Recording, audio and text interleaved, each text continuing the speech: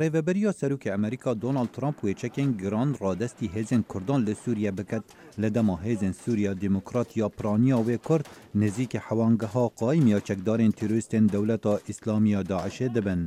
پشتی پیدا چون و دانستاندنین دم درش ریوبریا سروک دونالد ترامپ قایل بو و دستور دا وزارت براوانیا امریکا چکن زیده تر بو کردان برهف بکد. هرچند لیستا تمام جورین چکان نهاتی دیار کرن لیکار بدستین امریکا لوی داوی بحثی برهف کرنا توبین 120 ملیم و توبین اوتوماتیکی و ماشینین سوک کرن و هر وسا گوتن امریکا موشکن اردی بو اسمانی پیشکشی حسده ناکه. سروکی دستور دا وزارت براوانی امریکا پنتاگون هزین کردان ین حسده پرچک بکن. گو اوه پیدویه بو پشت راستگیرنا سرکفتنکا تمام بسرچکدارن داعش دال رقا. هزا سوریا دموکرات حوالبند امریکا و هف پیمانانه هزا بتنه بکاریتن عرد رقا بسرکفتی و دمکانیزیک دا کنترول بکتن.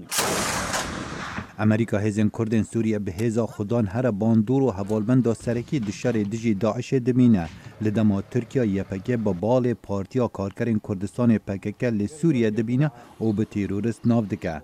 پیفدار کوچکاسوی دبیجت بر هفکرنا چکی به مرما به دست خستنا سرکفتنکا و بر لرقه. ام به درستی هایداری نیگرانیین پاراستنین حوالبند آما ترکیه اینه. ام دخوازین گل و حکومت ترکیه پشت راز بکین که امریکا پیگیری به پاراستن حوالبند ناتو هیا. انقره دجی آلیگریا واشنطن و هزین کردن سوریا را دوستد.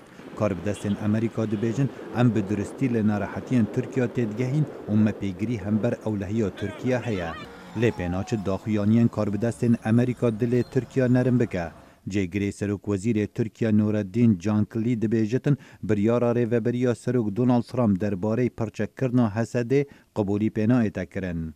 هفدم دیگر راگهاندنا پشتوانیا امریکا هف سروک پیاده صالح مسلم دیگر سروک فرانسوا اولاند لعلیزه کومبو مجارا سرکه دانستاندنن شرع رقا و برخودانا کردان بو. يعني ابجي وقت ما قلتي دي تشورشوي اهتمام فرنسا بسوريا وبطيبات بروج آوا هات ميدانه لكن سوز دابوي قلتي از يعني بوارما وبشجري وادكم واز روشي وجي تم دشوبينم يعني